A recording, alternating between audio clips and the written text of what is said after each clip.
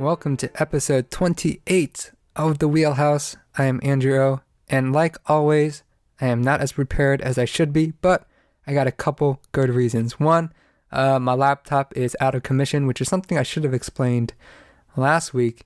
So I'm back from the reshoots in Dallas for the Elsewhere thing. If you don't know about it, listen to the previous episodes.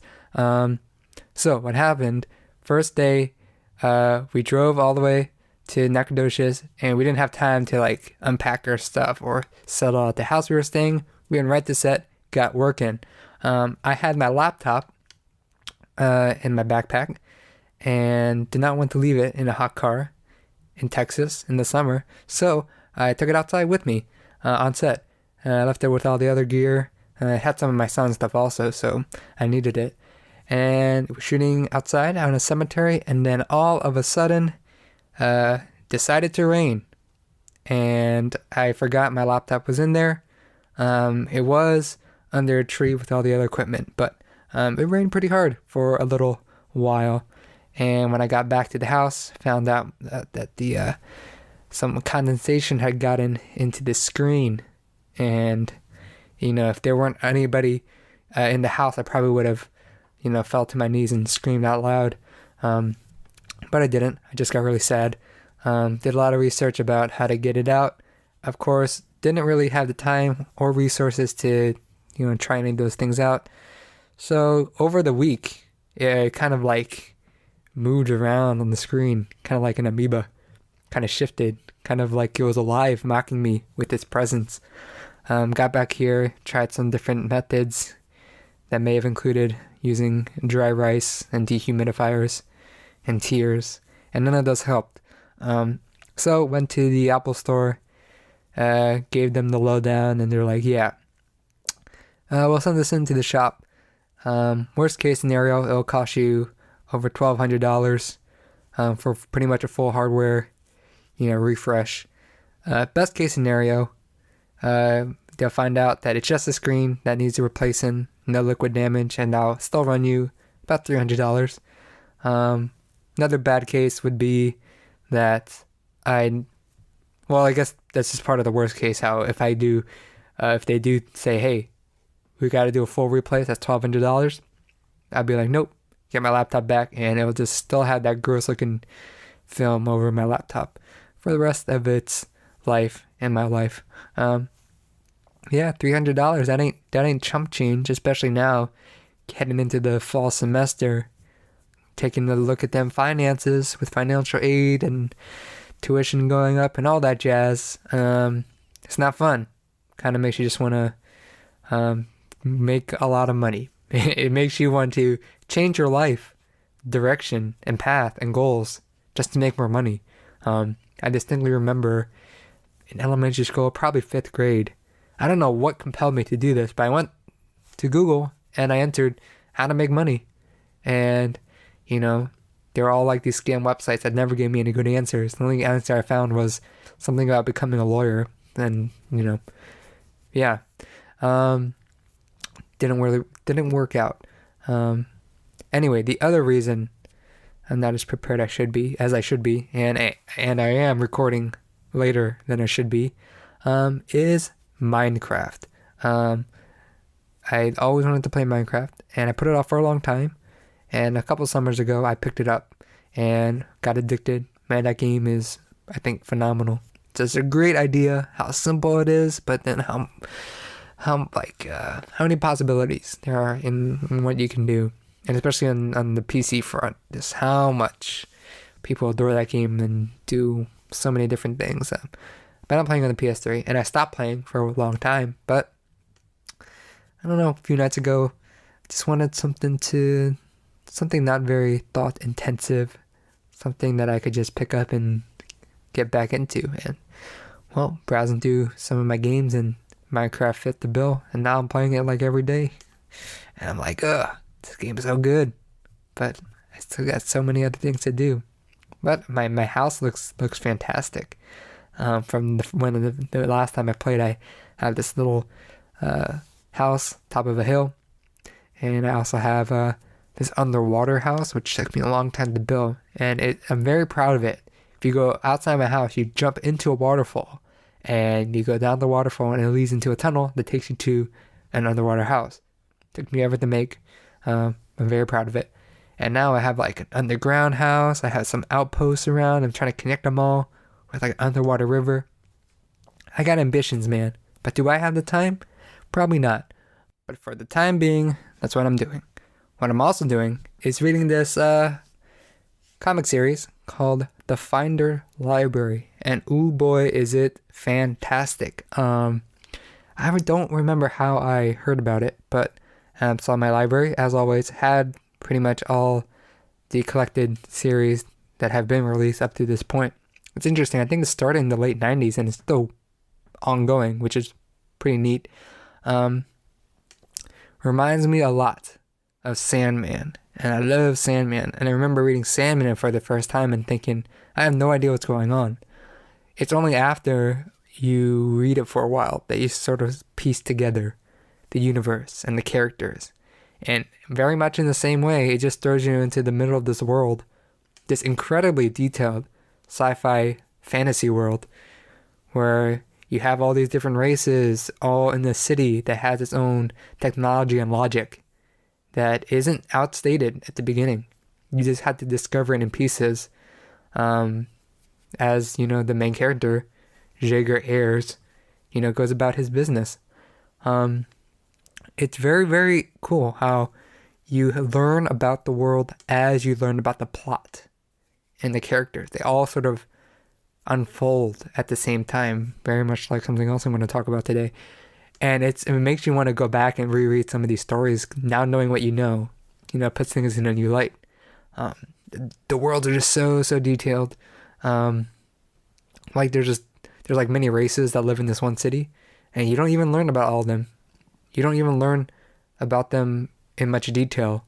You meet people from that race, and you see them interact with it. So you get little clues here and there, but then they build upon each other as the plot, goes on. It's just really, really compelling, and I'm totally sucked in, and I gotta read the rest. But there's a lot of content there. But if you have a library that has the Finder Library, you should get on that. Or Sandman. If you haven't read Sandman either, that's a no-brainer. That's like the best of the best. But it's weird. Playing Minecraft now.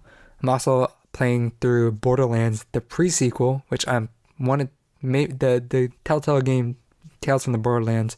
Maybe really want to play more Borderlands, so I'm playing that. And I'm reading through Finder Library, and I'm still watching movies, but I feel like I can't start anything big or new. I have access to Game of Thrones. Got some digital copies given to me. But it's like, at this point, I'm going to be heading off to school in like a week and a half.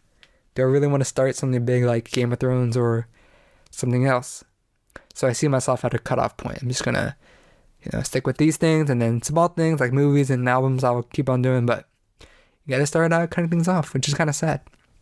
Like, I am meaning to go back and play Mass Effect 2 and 3, because there's some DLC I haven't gotten through, and at this point I want to start over, because I probably forgot everything, and I don't know which of my save files is right. But I don't have that time anymore, sorry. I know my sisters really wanted me to play it, because she's a super fan, and wants me to experience everything, I guess, but that will have to wait. But what will not wait is the rest of the show, which, if you don't know how the show works, I'll tell you right now. You don't have to wait very long. Every week, there's a recommendation of a piece of media. That could be a book. That could be an album. That could be a movie. That could be a video game. And as you'll see for the recommendation for this show, it could be things that are very unconventional. The next week, I or my co-host, who are non-existent as of now, go out and do those things and come back. And we talk about it, review it. And in that same episode, there's a new recommendation, and the cycle starts all over again. It's never-ending wheelhouse of delight, hopefully. This episode, I'm talking about a movie. And I'm going to talk a lot about this movie. It's called Happiness. Came out in 1998. It is written and directed by Todd Solondz. It's his second film. And looking at my notes right now, and I do think this is the most notes I have prepared ever for a single subject. Let me just, I guess, well, the reason why is because I think this movie is excellent. Really, really enjoyed it. And I do have a lot to say, because there is a lot to say about this film. Happiness follows several characters and their search for happiness through meaningful relationships with other people. They often cross paths and interact with one another, and as the film progresses, secrets are revealed, disturbing truths are uncovered, and you realize the film is titled Happiness out of some masochistic irony rather than a means to sell itself or a thematic goal with which to achieve.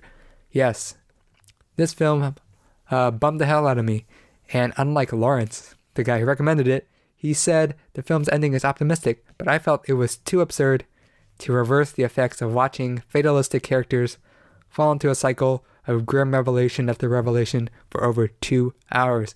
That being said, I haven't laughed this much in a movie in quite some time, and for a film that has a subplot about a pedophile raping young boys, that is quite a twisted feat. I laughed, I screamed, I squirmed, but I was with it all the way, completely engrossed in the lives of these people. It's a collage in the best sense, with every storyline unified by similar themes of isolation and angst. It's an impressionistic reflection on those feelings, and while I hope we can't relate to tales of pedophilia or phone sex or exploitation by Russians, we've all been lonely at one time or another. And yeah, all that was written beforehand, which I try not to make it seem like it is, but a lot of times I do have some, you can say, scripted bits, but I felt like that was scripted really well. And I was on a roll, because I do have a lot to say about this film, because I do like it a lot. A lot of that did seem very poetic to me, but now hopefully it will seem less rigid as I get into the nitty gritty about this film. By the way, spoilers. I guess there is sort of an assumption for this show.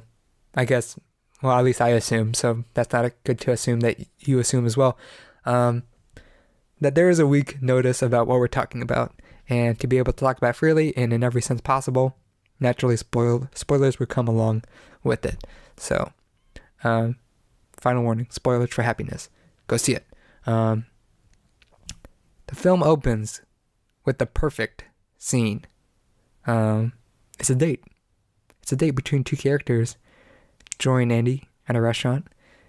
Yeah, dates have been done billions of times before. What's so special? Well, I can tell you it's not the shot composition, because all it is just medium close-up on Joy, medium close-up on Andy, and then a basic two-shot. You can't get more simple than that. But it's the pacing and how the conversation sort of unfolds that is really, really remarkable. There is an arc. There's a definite arc as far as emotion goes. You go from sadness because there's a breakup. Then you go from happiness when their gift is revealed. And you go from anger. Go to anger when Andy reveals that it was just all a ruse to make Joy feel bad. It's all in one scene. And it is a great way to start the film, because it's so emotionally charged, and it sets you up for all those sucker punches that will come along later in the film. And man, there are a lot waiting for you, because there are a lot of subplots. But a central theme in Happiness is how everyone, presents this facade of being normal, or at least trying to be normal. But we all have our problems underneath. Joy, her name's Joy, but she's very gullible and unassuming. Her sister, Helen, is a shallow hack. Her other sister, Trish, is a ditz. And their parents, also, some subplots here. I believe the names are Mona and Lenny. Yeah, they're going through a separation. Don't call it a divorce. And yeah, that's all one family there. We also have characters like Alan, played by the late Philip Seymour Hoffman. Great to see him doing his thing. He gets off on calling women on the phone. But by far the most intriguing and disturbing character is Bill Maplewood, therapist, family man, and pedophile.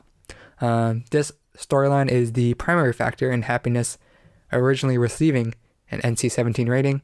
Yeah, I don't think I've seen a film with pedophilia in it, period. Like, maybe it's been applied and I just don't remember, but definitely not, this overt. It's uncharted territory for me. We see Bill, have these urges, strategically plan out, his assaults and follow through with them.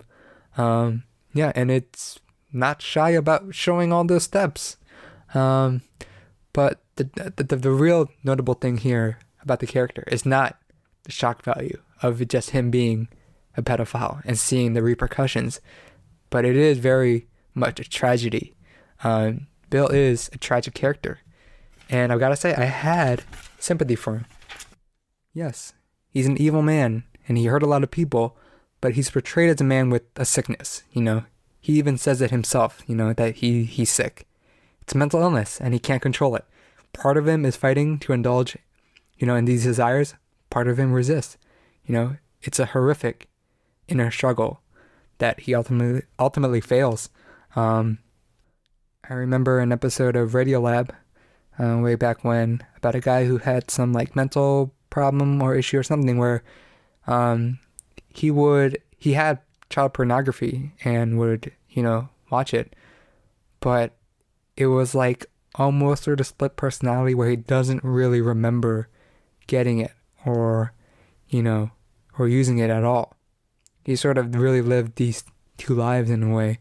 And, during the prosecution, it was it was proven that he did have this part of his brain that showed hey, this is the region of his brain that is causing him to do this. And, they sort of proved that hey, he really didn't intentionally do it consciously, when he did. Very, very complex issue with, of course, a lot of facets. And I'm sure I got that story wrong or some details of it.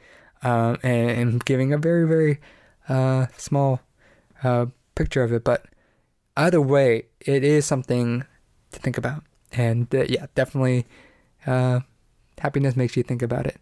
But this all culminates in the best scene of the film, when Bill's son, Billy, confronts him about the accusations of sexual assault against him. And Bill completely acknowledges what he did, doesn't shy away from it. Yeah, he knows he has a problem and just breaks down. Just Bill and Billy just both break down because there's destruction of trust there.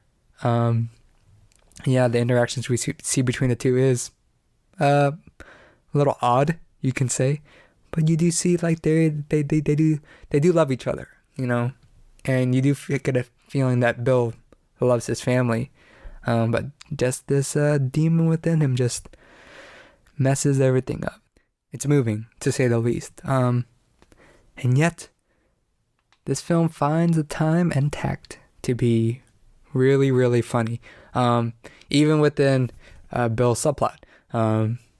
Bill's a therapist. In a scene, you see him see a therapist. Something as simple as that is inherently funny. Like I mentioned before, Bill talking to his son in these odd conversations, usually circling around masturbation, and Billy trying to come.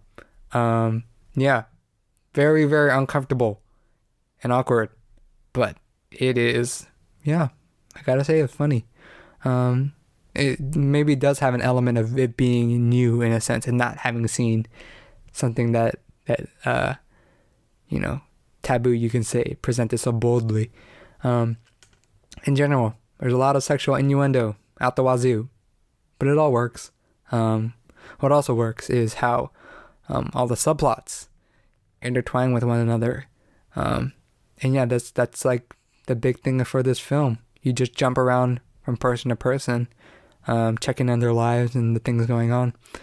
And what I love is that it's not obvious at first how certain characters are related, if at all, and certain connections are made organically between them, even if it turns out that they only see each other in passing, for one time.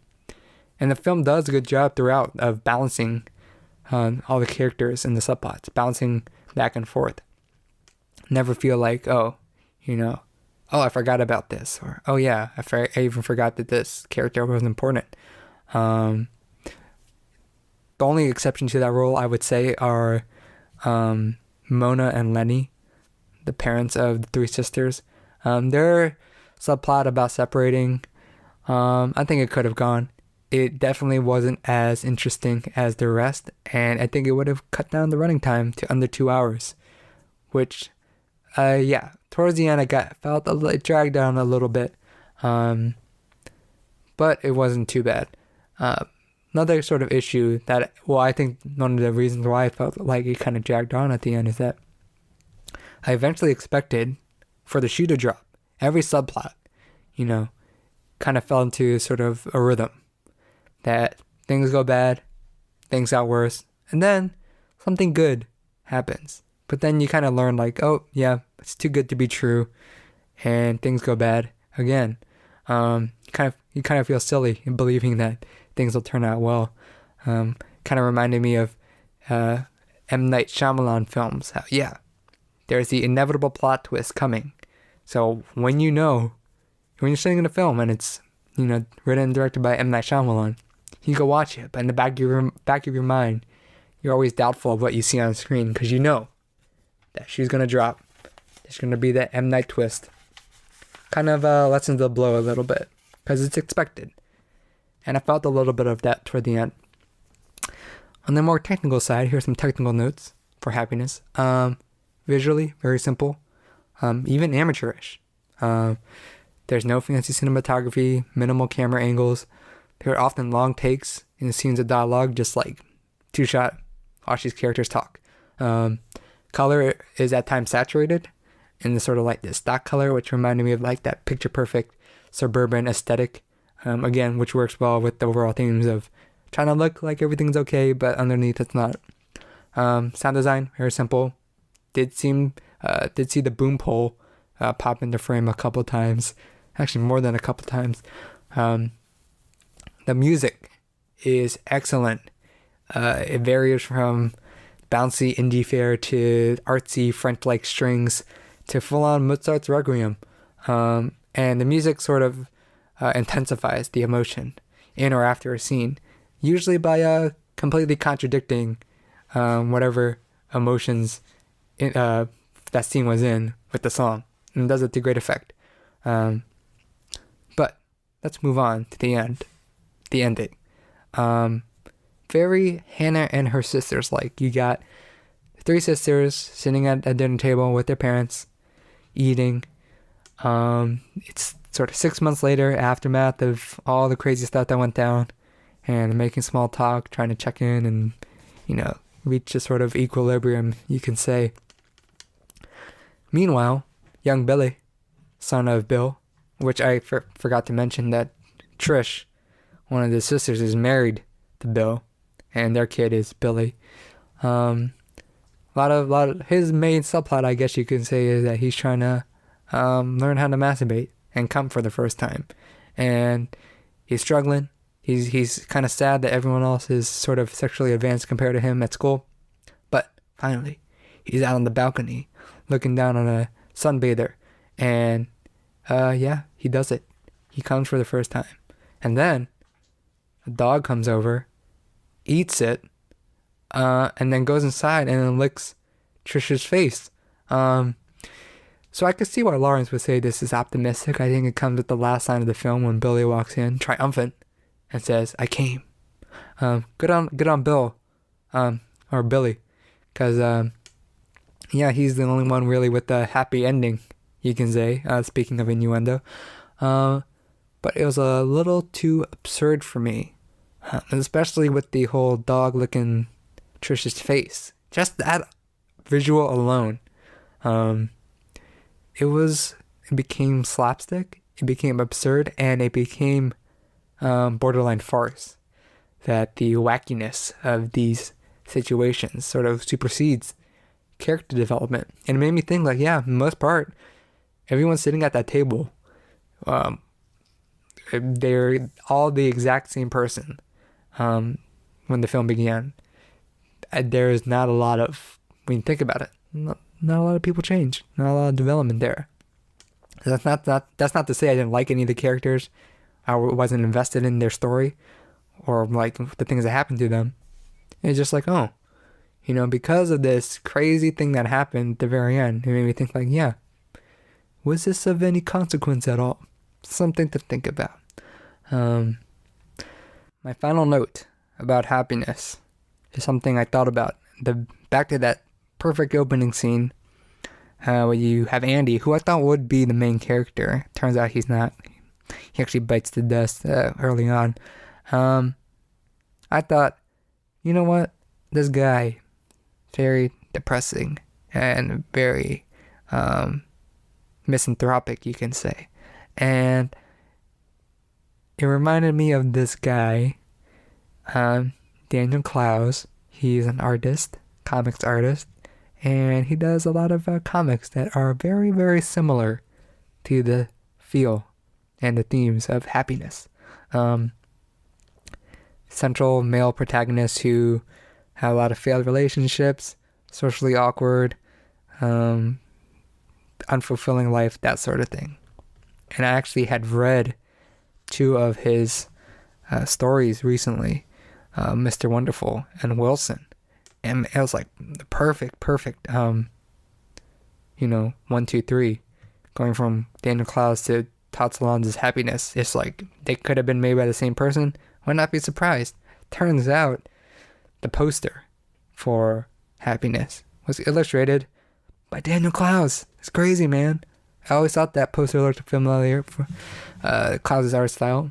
Very, very distinct. And yeah, who better to get to make your poster than Daniel Clowes for Happiness? Match made in heaven, you can say. At least one relationship turned out well in the end. Anyway, that is my review of Happiness.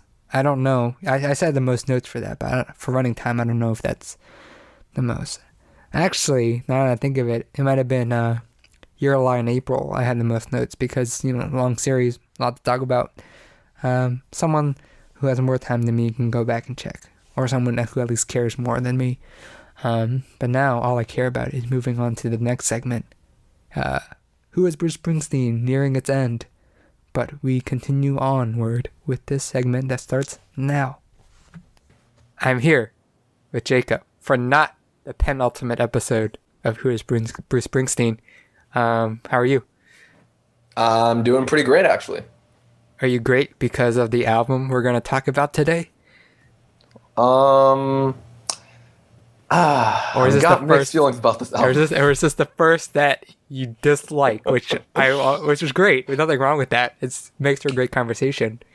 But yes, we are talking about It Takes a Nation of Millions to Hold Us Back by Public Enemy and by Jacob's Illusions. It looks like he has a few things to say that would not normally be said for the other episodes. Jacob, take it away. I do. Okay, well, I'm going to start off with things that I did like. And for one thing, I really love the political messages of this album. It's very passionate. It's all sung with a purpose. Chuck D and the rest of this group, Public Enemy, they all clearly they're all clearly very, very passionate about these things. And, they do a good job expressing them in here. And I actually read on Wikipedia that they were attempting to do the hip-hop equivalent of Marvin Gaye's What's Going On, which makes a lot of sense. I totally see that. And, that's good because you know how much I liked What's Going On. So I absolutely love the messages behind these songs. I'm also going to say I loved the lyrics. A lot of them were really interesting. And when delivered by Chuck D, they were just like... I think Chuck D's voice is great. Like, when he sings, he's just knocking it out of the park.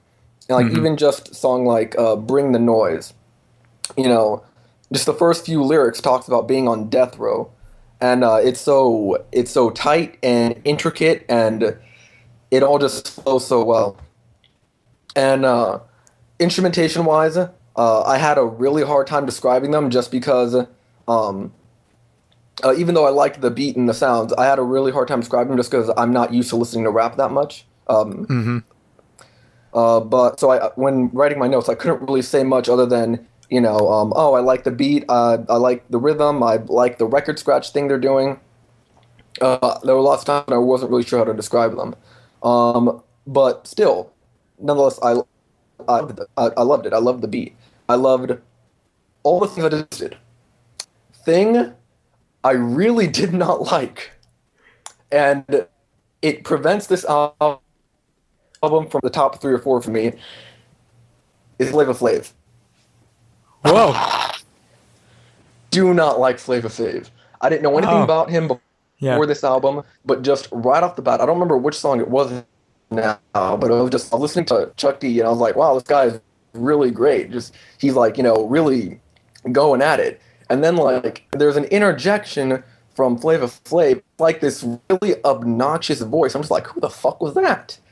And it would go back to Chuck D, and then throughout the song it would keep coming back with interjections from Flava Flav. I'm just like, who the hell is this guy? Why does he keep interrupting the song? And why the hell is his voice so annoying? His voice is so obnoxious. And so, I looked up and I was like, Flava Flav, which I'd heard of Flava Flav before. I didn't know anything about him other than his name. And, the more I listened to his voice, the more I was just like, can I just get a version of the song that doesn't have him in it?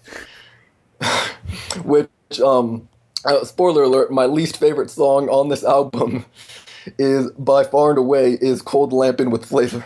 Jacob, you don't need to say spoiler alert. If you hate Flava Flav, then I would assume that song you hate the most is the one where he sings the entire song. And what was funny was that when I was when listening to these songs a second time, I would try to follow the lyrics on Google Play. And now for some of these songs, where like Flava Flav would just do random interjections throughout the song. It would be mostly Chuck D, but with random interjection from Flava Flav. For the lyric lists for some of those songs, the interjections from Flava Flav weren't even on the list. They were just like left out of the written lyrics. And I was just like, wow. I don't know if they did that by accident or if somebody out there feels the same way I do.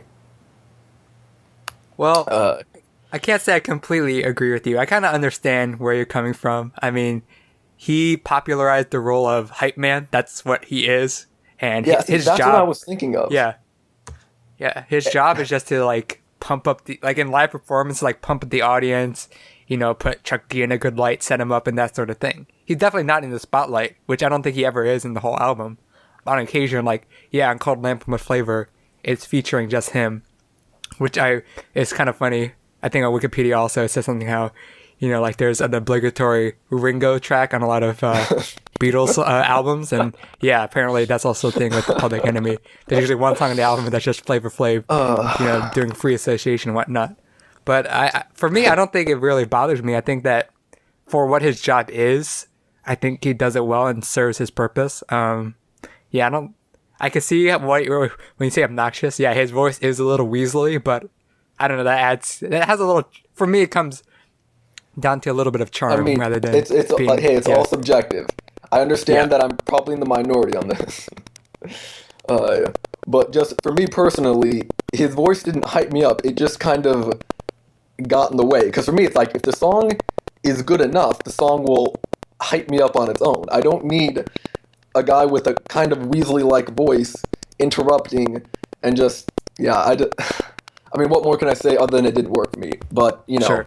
Totally get it if it worked for other people. That's fine. One other question I have for you is that you said you had trouble, making notes about the instrumentation on this album, and I just need to.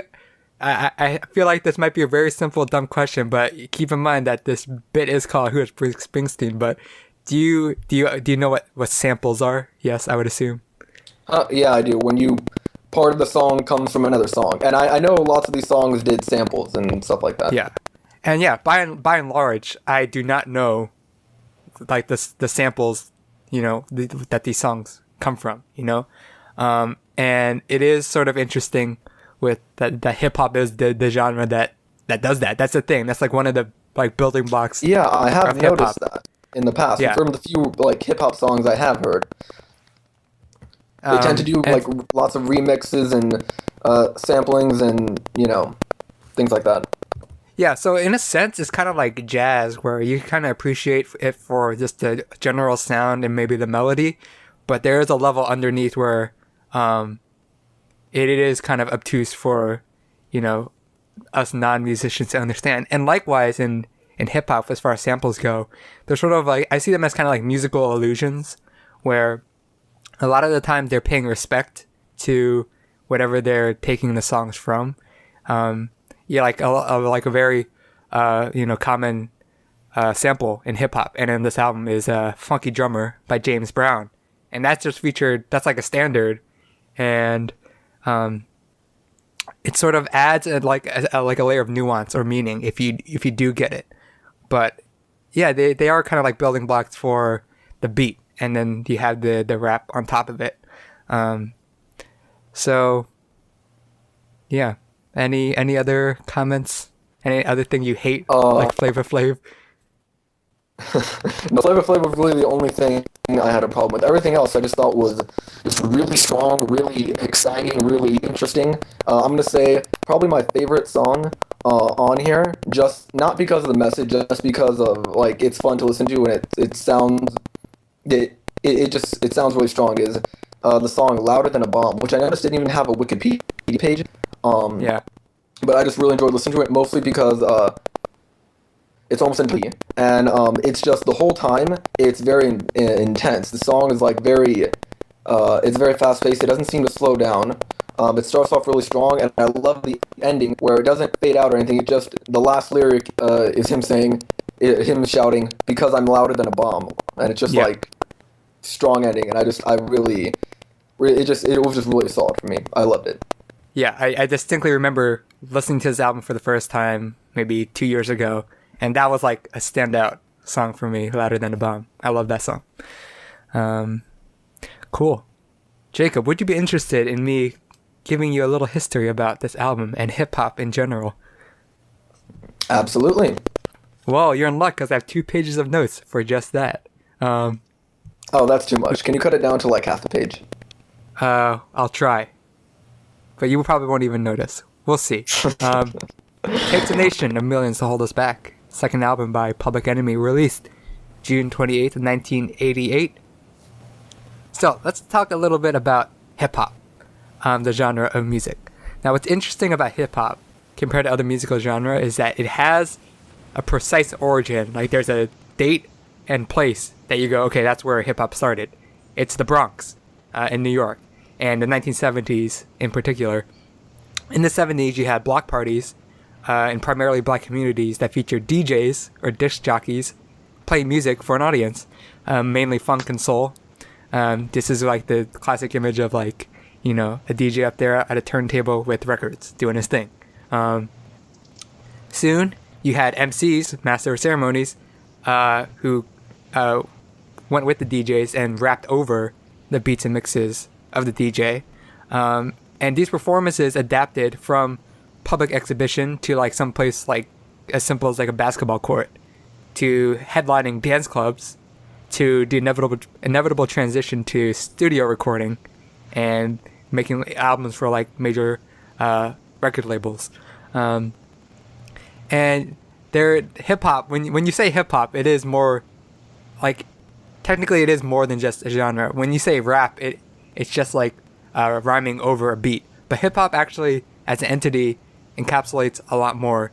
It is kind of like an entire subculture. It is the music, but also there's a dance, with primarily breakdancing, graffiti culture, slang, even clothing. Because hip-hop started in sort of out of a community, all that stuff sort of came with it. A lot of this I learned from a series of comics, which I highly recommend, called Hip Hop Family Tree by Ed Piskor. I'll make a note of it. Yeah, it's a lot more detailed and compelling than I'm making it out to be. But because hip hop began at a specific time and place, you could like trace its growth and development of the music. You could see how like famous hip hop artists, were influenced by people before them, how they influenced others, interacted with one another, and how they made it big. There's competition and turf wars, between artists, especially like in the early days of hip hop. I mean, you have a thing called West Coast rap because it actually took time for hip hop to make its way cross country. I mean, that's really interesting to think about, like how it just like it used to be just New York. That was the thing. And now, of course, it's taken over the world. By the 1980s, hip-hop had solidified into a stable genre with musical conventions. This is due in large part to technology. You had turntables, drum machines, and sampling machines that became sort of the standardized tools for hip-hop musicians. But, to get more specific, 1982, you got these two gentlemen, Carlton Ridenhour and William Drayton. They meet at Adelphi College on Long Island. You may know them as Chuck D and Flavor Flav. They began recording material together. Chuck D, of course, principal songwriter. Flavor Flav, hype man, which you don't care for, but that's what he is. No, I don't. But if I do recall correctly from hip hop family tree, he is very musically talented and does contribute a lot to sort of the arrangements of the songs. But they didn't become Public Enemy until more people joined. You have Hank Shockley, Keith Shockley, and Eric Sadler, who made up the Bomb Squad, a production group. Professor Griff, head of the S1W, Security of the First World, which I believe is like a protection sort of group for Public Enemy. And he was also the Minister of Information. And finally, as you know from listening to the album, you got Terminator X, who was the DJ. And with this group, in 1987, Public Enemy released their first album, Yo, Bum Rush the Show, to critical acclaim. And then the next year, in the middle of the golden age of hip-hop, Public Enemy released It Takes a Nation of Millions to Hold Us Back. Like you mentioned, they set out to make the what's going on of hip-hop, and they did it. The political and social commentary included topics such as black empowerment, racism, drug use, and the dangers of media. And yeah, instrumentally, it is very unique. I think the album's overall sound is very industrial and chaotic, and it creates a sense of urgency. Yeah. And they do this by using the frenetic use of samples, those high-pitched horns. Did you notice that? Like, a lot of songs have those, like... Yeah, I did. There were times where I was like, I couldn't tell, are those trumpets? I actually just wrote that in my notes, like, are those trumpets, question mark? Yeah, I think they're horns that are pitch shifted up really high. And I remember listening to the album for the first time, I'm like, man, this is really annoying. It's kind of grating. But then, if you listen to listening to it back now, there's some parts of the songs where those horns are taken out, and it feels like something's empty. You know, it adds a little bit of that anxiety in the song. So I think it is actually very effective. Also, they use a lot of audio clips, you know, from speeches and stuff. Yeah, which I thought was effective. Yeah. It works well with the theme. It really provides a setting for the song. Mm-hmm. And also high BPM, beats per minute. The tempo, they made an effort to make it faster than other hip hop songs at the time. Because I actually did read that on the Wikipedia page, and I will say the faster songs were the ones I was more drawn to on the album. So, which is what they felt like, because from their live performances, they were like, yeah, people tend to like the faster songs, so we'll do that. And all these elements, they do create this sort of dissonant chaos, which is a reflection of the subject matter they're talking about. And this is really a credit to the Bomb Squad, who are really pushing boundaries in hip-hop and production techniques at the time. In addition, you got Chuck D. His powerful rhymes and aggressive delivery really like seizes your attention. Flavor Flav you don't like, but I think he actually energizes the songs. He makes them feel live in a sense, which harkens back to hip-hop's origins. Overall, it's a powerhouse of an album that succeeds in all avenues and still packs a punch to this day. Jacob, final thoughts on It Takes a Nation? I'd like to find a version of Chucky singing this by himself. Good without luck. Flavor Flav there. Because we're nearing the end, and I feel like I am going to make you do a list where you order all the albums from your favorite to least favorite. Would you say this is on the top half or the bottom half of all the albums we've talked about? I'm still going to say it's on the top half. Okay. It would be higher if it wasn't for Flavor Flav. But, you know, I don't want to let that ruin the album for me either, because there is really good stuff going on here. And I really do like Chuck D, and I really do like the energy that he has when he's singing. So and of course subject matter. So I'm still gonna probably rank it pretty high. Cool. So keep that in the back of your mind. But, Jacob, do you know which musician put It Takes a Nation in his list of top 50 favorite albums? I do not. This guy named Kurt Cobain, the head of grunge rock band Nirvana. Next week, we're talking about an album that's very familiar to the Wheelhouse. Nevermind, the second album by Nirvana, released September 24th, 1991. It's responsible for bringing grunge rock to the mainstream audience. It boasts Kurt Cobain at his songwriting peak. It balances a hardcore rock sound with surprisingly melodic vocals and riffs, and has clean production value that doesn't compromise the group's grunginess. Wheelhouse, we did an entire episode on Kurt Cobain, talking about all Nirvana's albums, so I pretty much already have all my notes prepared for that. But and I did listen to that album a lot for that episode. But the album's so good, I do not care going back. I would love to go back and listen to it again. How familiar are you with Nirvana? I know 3 things about Nirvana. I know the song "Smells Like Teen Spirit." I know that Kurt Cobain either he killed himself or he had a drug overdose. I don't remember. And I know that his first band was called Fecal Matter. Those are all facts. And you will learn more facts next week. And we're nearing the end. The end is in sight. After Nevermind is one more album. Which, do you know what that is? Some album by Green Day, I think. Oh, don't spoil it. You're supposed to say no. But whatever, I'm just kidding. It's okay. It's okay. I'm just pulling your leg.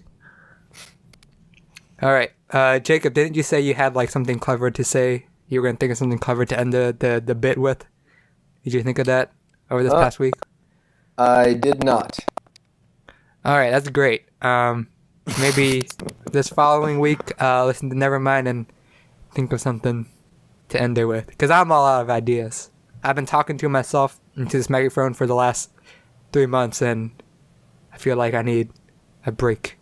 But you can't give it everywhere. You just dream about microphones. You wake up in the morning, you just imagine them everywhere.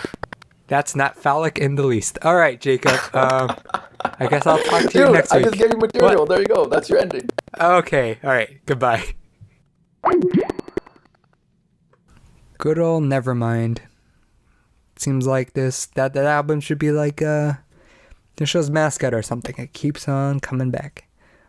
Anyway, time to play the recording for this next recommendation, which I've got to say, equal parts terrified, excited, and more terrified for what this recommendation is and what it means I have to do.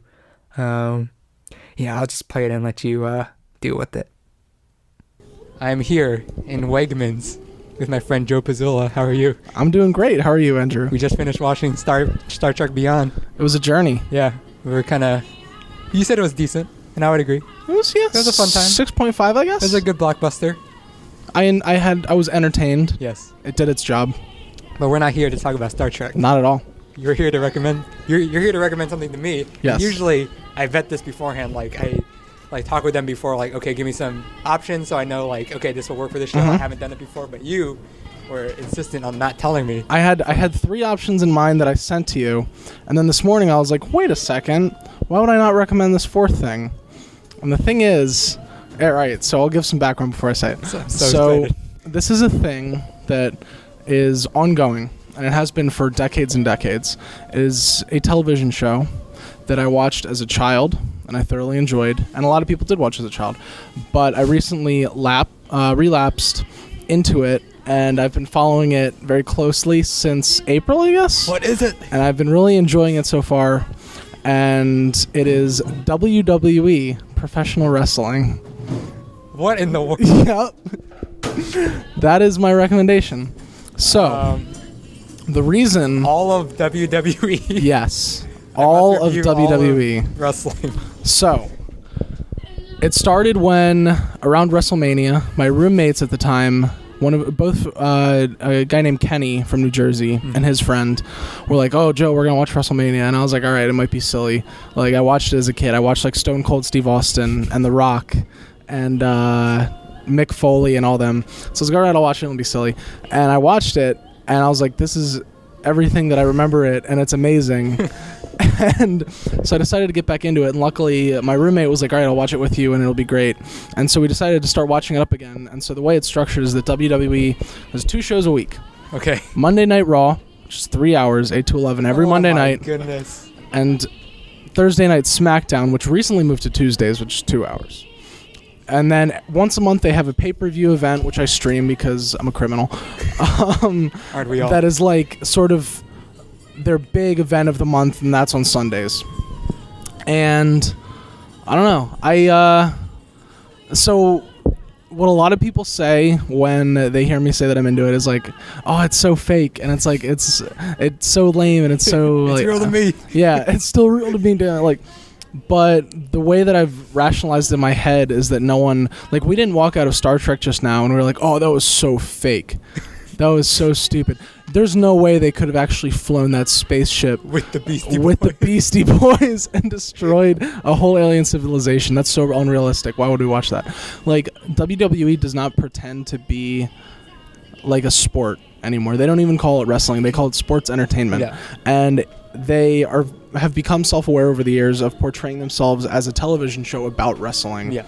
And it's scripted. Yeah, they have writers and they're pretty much playing characters. Yes, exactly. It's like watching a live play that also is filmed and broadcast live on television. With big, beefy guys that beat each other up. And the premise is that there's this league of wrestlers that compete for championships. But all of them are outrageous characters and have great storylines and great interactions that date decades and continue on and on weekly. And at the same time, it's also an amazing display of athleticism. Sure. And like it's almost like Cirque du Soleil, and that it's like high-flying athleticism, and like when you veil it under this guise of competition, it adds, like weight to it.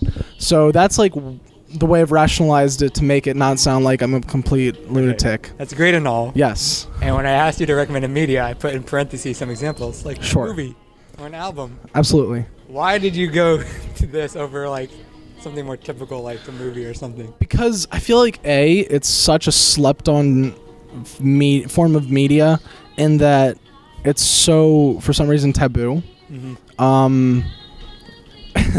Taylor Swift is playing in the background.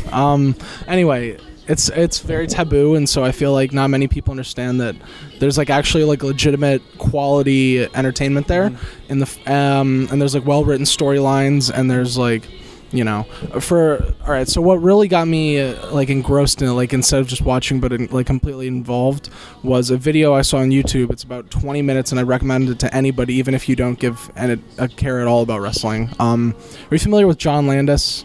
I think so. Director of I think he directed Clone High. I've definitely heard that name before. Bunch of stuff, not like A-list, but like definitely a notable director. His son Max Landis is I definitely know Max Landis. Yeah, he is on the WWE creative team. Oh wow. Yep. So he made a video called "Wrestling Isn't Wrestling" on YouTube. I've heard of, I heard that when it came out. Yeah. He made a video called "Wrestling Isn't Wrestling" that basically details the story of, he follows one wrestler through his entire career from 1983 to 2016 named Triple H, who is still a relevant character in the industry today and has been for forever. And he follows him throughout his whole career and like dictates all of his storylines and how they intertwined, and it's really great. And he did so by having like actresses or models portray these wrestlers, and he like he mouthed their lines for them. It was really well done and really funny, and it had cameos by like Macaulay Culkin and Seth Green and Josh Peck and Haley Joel Osment and all these like obscure celebrities that are really into wrestling and so wanted to be in this project that was like a love letter to the industry. And that's what really got me engrossed in it as a medium. Was like this look into like the characters and the motivations and like all this stuff. It was So you definitely made a point of making WWE seem like it's a lot more deep than people think it is. Absolutely. But from my perspective, will it be hard to jump in now? Like, because you said they have like stories. That is a great question. Over years and years and years. Yes. That is a great question, and the answer is no, it is not hard to jump in, especially right now. So first off, it's never hard to jump in because it's ongoing. Sure. And new stories are starting every week and concluding every week, and just like there's always something happening that you can get in on the ground floor and be like, all right, I'm invested in this story. But now especially is a good time because the company actually just last week underwent what's called a brand split, which basically previously they had all their roster, which is like 50-some wrestlers, wrestle on both Raw and SmackDown. And they decided that since the company was becoming so engrossed with talent, not everyone was getting their fair shake. So what they did was they had a draft, and they made a commissioner of Raw and a commissioner of SmackDown and drafted the roster to separate it, and now they're two separate shows with separate rosters and separate feuds and wrestlers and matches and all that. And so then they collide on the pay-per-views that I mentioned on Sundays. So they'll have these intertwining storylines, but they'll mostly be relegated to each other. But it's good to start now because like every storyline that's happening right now is fresh because it's like all like, here's the brand split, we're on the same show now, like we're fighting for this title, Is this like... So this is the ground floor. Marvel and DC, and they're combining universes or something, and every once in a while they like reset the comic universe. Yeah, sometimes. Okay. Sometimes That's just how I thought of it. In a way, in a way, I can see it like that. It's sort of well, they've done it in the past. Like whenever the company gets like really encumbered with a lot of talent, and they want everyone to get like a good look at like fully realizing their character, then they'll do a brand split. But sometimes it'll get a little thin, and they'll be like, "Oh, we're gonna reunify the brand," and it's happened a couple times. But they, so a little side note I want to add is that WWE is not the only professional wrestling promotion in the world. There's a lot of independent corporations called like, PWG, Lucha Underground, New Japan Pro Wrestling that have a lot of really strong talent, but a lot of times they just don't get a shot at WWE. Recently, the company decided to give a lot of indie talent shots, and they signed a lot of indie talent from all over the world, Japan and Mexico and all these, England, all these places. And so they're just now like bringing all this talent up, finishing their developmental process, and like being like, all right, you're drafted to Raw, you're on SmackDown, split the brands, do your thing. So it's really exciting. It's an exciting time. So I guess I'll have to watch 1 week's worth. Is that enough? So before you start like picking up with the show as it goes, I'd recommend a couple pieces just to like get a feel for what wrestling is and what you experience when you watch it. The first thing I'd recommend is to watch the Royal Rumble 2010.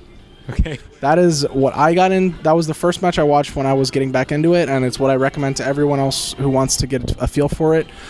Basically, the Royal Rumble is a match they have every year where over the course of 90 minutes, 30 wrestlers will enter the ring.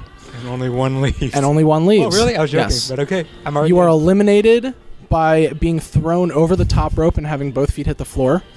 And one new wrestler enters the ring every 90 seconds. That's so awesome. It starts with one, and every 90 seconds, one more person comes in, and people are eliminated as they go. And the last one standing gets a shot at the championship at WrestleMania. So it's a very high-stakes match. And the reason it's a good starting point is because you get to see 30 wrestlers all at once interact with each other. And it's like, all right, here's this wrestler. Here's his entrance. Here's his music. Here's his gimmick. Here's how he wrestles. Here's his finishing move. All right, he's out. Next one. Bring him in. And it's like, you get a chance to see like every top guy in the company. You get a chance to see all the lower guys that are jokes, but they do like their silly thing. And they get thrown over. And over the course of this 90-minute match where 30 people enter, you see like storylines develop where it's like, oh, this guy and this guy are fighting the whole time, even though there's all these people in the ring, and then they separate and then they get back together, and it's like, oh, now they're the last two standing.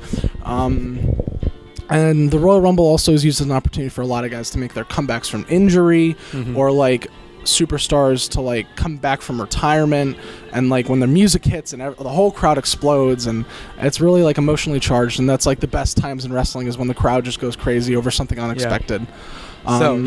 Send me a list of all that stuff. Absolutely. And I'll try Yes. all right, that's a lot, and I was not expecting that, and I'm really scared.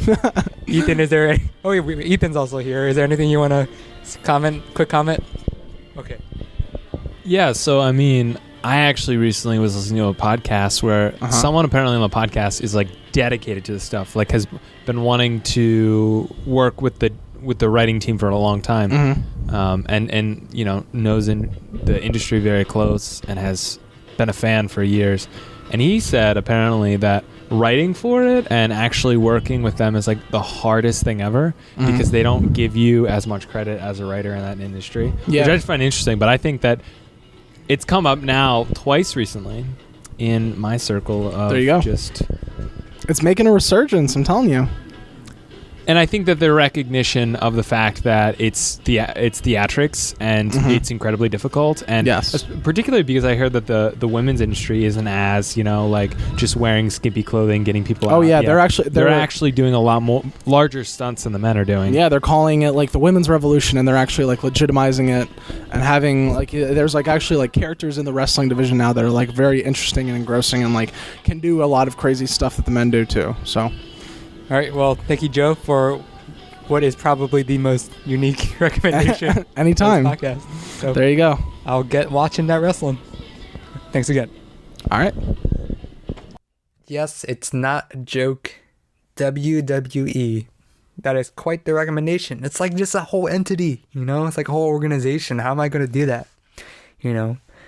I don't even know where to start. I was saying how, films, comics, albums, books, I've done some of those before, so I have at least some reference point to go, oh, maybe I haven't seen any film by this director or read a book by this author, but I kind of heard of this person before.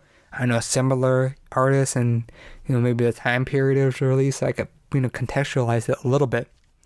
No, I have no base knowledge of any wrestling. Sure, I know some names and stuff, but like, I don't even know where to begin. I don't know where to watch it. I don't know when to watch it. I gotta figure all that stuff out. Joe sent me some videos I gotta see. I'll see them, but man, it's a giant black hole for me, and I gotta jump in. So, and even reviewing it, I don't know how I'm gonna judge an entire entertainment venue or whatnot. But I think it'll be fun. Hopefully. Anyway, I got some wrestling to watch, so I gotta get out of here. But first, what you gotta do is head to our Facebook page at facebook.com/wheelhousecast. Follow us on Twitter at wheelhousecast. Subscribe to our feed on iTunes, where you can also rate and review us. And email us at wheelhousecast@gmail.com with anything you want. You a wrestling expert? Give me your tips about wrestling or your thoughts or anything. I'll take anything I can get, because I got nothing. Yes.